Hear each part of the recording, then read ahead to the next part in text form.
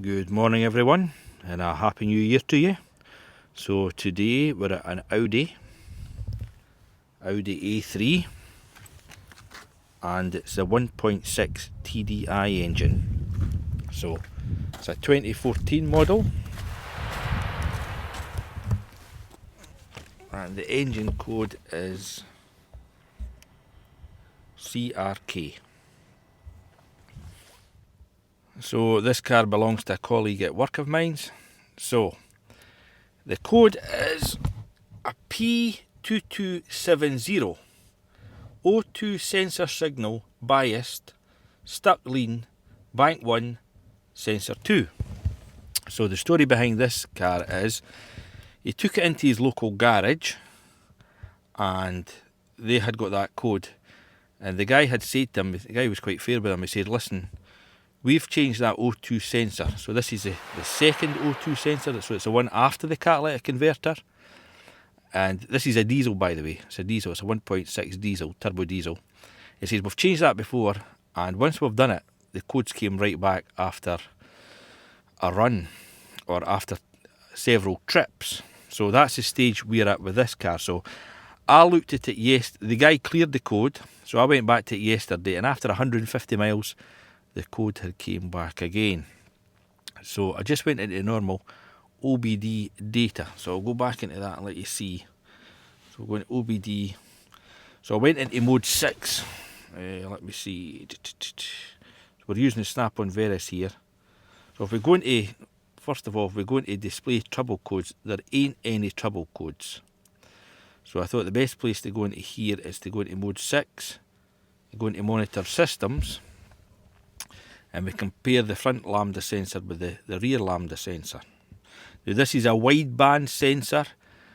It's got 6 wires, and 2 of the wires will be for the heater circuit, and the rest will be actually for the lambda sensor. Now this one works with milliamps. So let's go into O2 bank 1 sensor 1. So we'll see if it's completed its monitor on that. So you see O2 sensor bank 1 sensor 1, so that's the one before the cat. So O2 sensor monitor ready, no. O2 sensor monitor cycle enabled, yes. O2 sensor monitor cycle completed, no. So you can see there the test results. It's passed, passed, passed.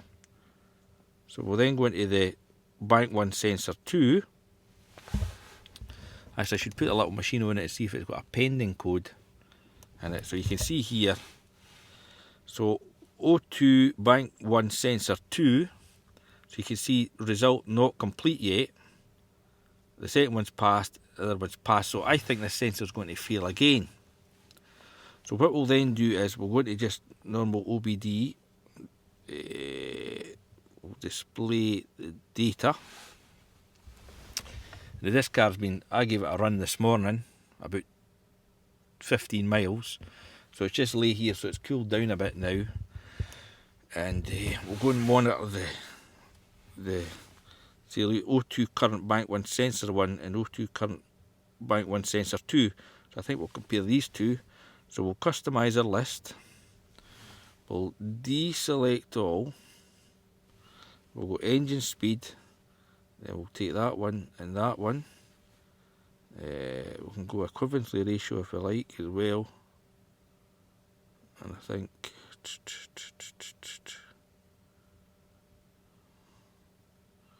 think that'll do for what we need here.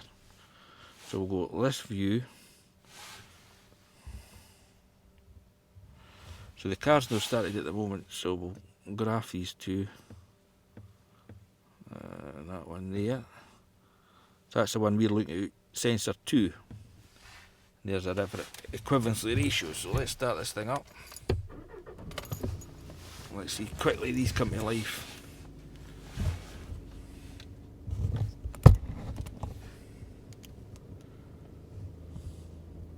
What happened yesterday when I came to it, the guy had gave it a run in for 15-20 miles, and bank 1 sensor 1 it was active, but bank 1 sensor 2 was not active. So you can see actually he complains about it revving up a little too high sometimes. So I don't know if that's a symptom of what the problem is, but we'll wait and see. The engine management light is not on at the moment, so neither is the sensor active. So we'll just wait for it to come to life.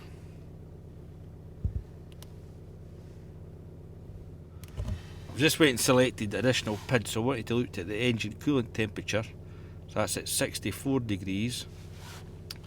And you can see after, I don't know, we've been idling here for 5 minutes, they've still never came alive yet. Raise the RPM. In fact, the equivalency figures are 0.15.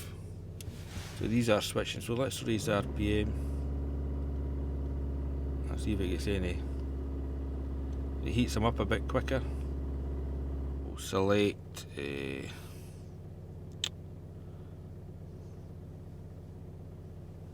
exhaust gas temperature 1, temperature 2. Do that one. And let's look again now.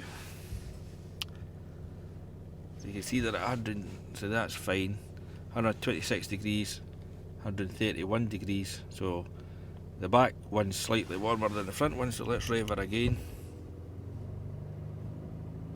So there's the front one away.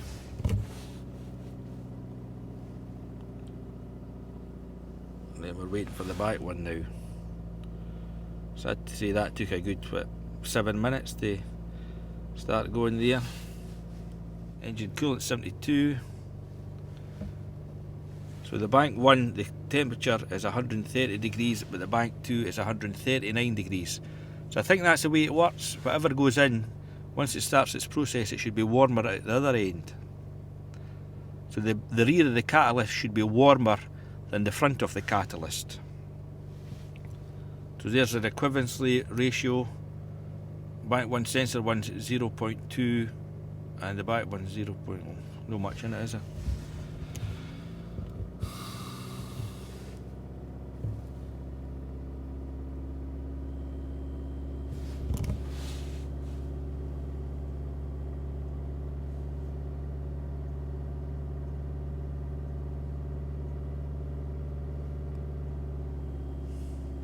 Let's see if there's a time since start.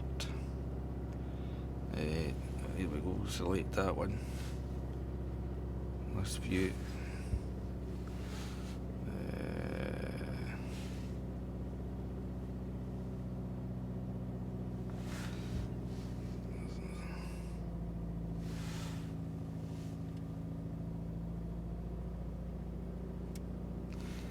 So we're at 440 seconds.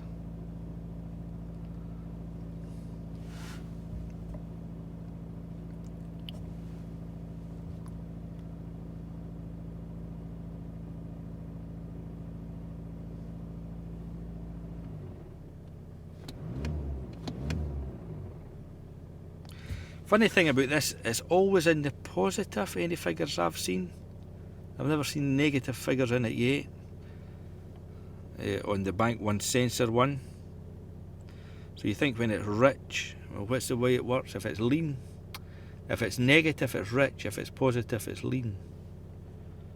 So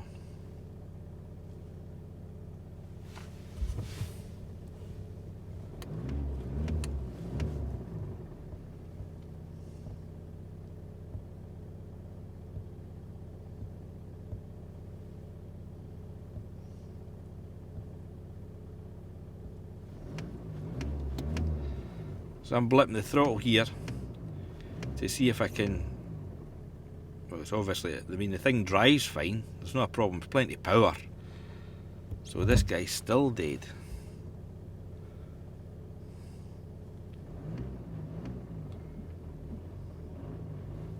You know what, I'm going to take it a run, see if it comes back to life quicker with that. Came to life now, and that was after a good 12 minutes of running. So that's our sensor there. So I think that's too long. I think that's maybe why it's failing the test. It's working and then it's not working. And there's bank 1.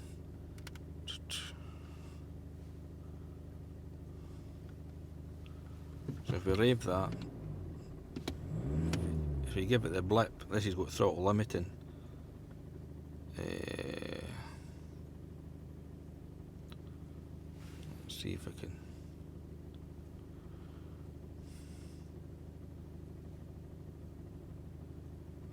So there's no much difference between bank 1, sensor 1, so that's 2.5 at idle, and the other one's 3.0 at idle. But let's go back and see if it's produced any codes. Well, I wouldn't think so because the light's no on. So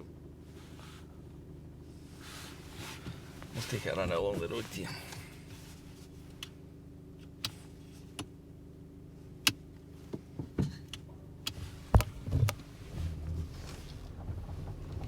That's just in first gear.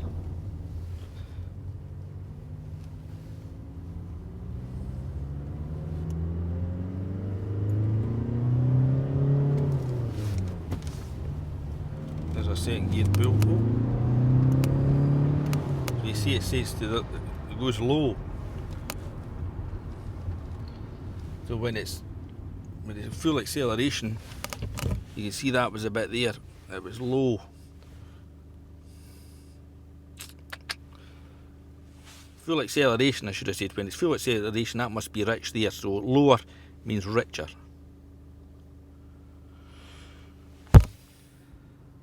So I decided to go into the manufacturer's side on the Verus, and you can see the codes back. It's no in OBD, but it's back already in the manufacturer. So it's a P227000. O2 sensor signal, stuck lean, bank 1 sensor 2. So I think we would agree with that. And I think if you hit this, you get freeze frame data. Let's see. So, oof. I know that's much good, I would say.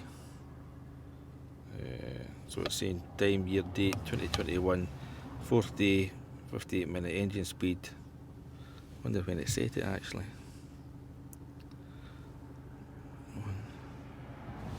So it's saying at the 10th hour, 47 in the first month.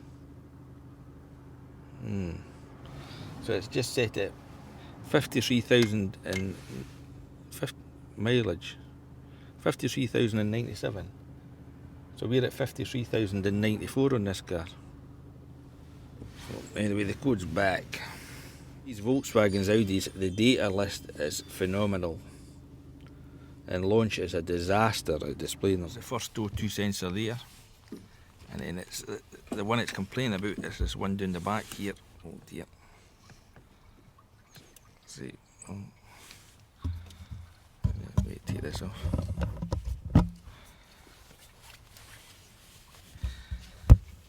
See that one down the back there?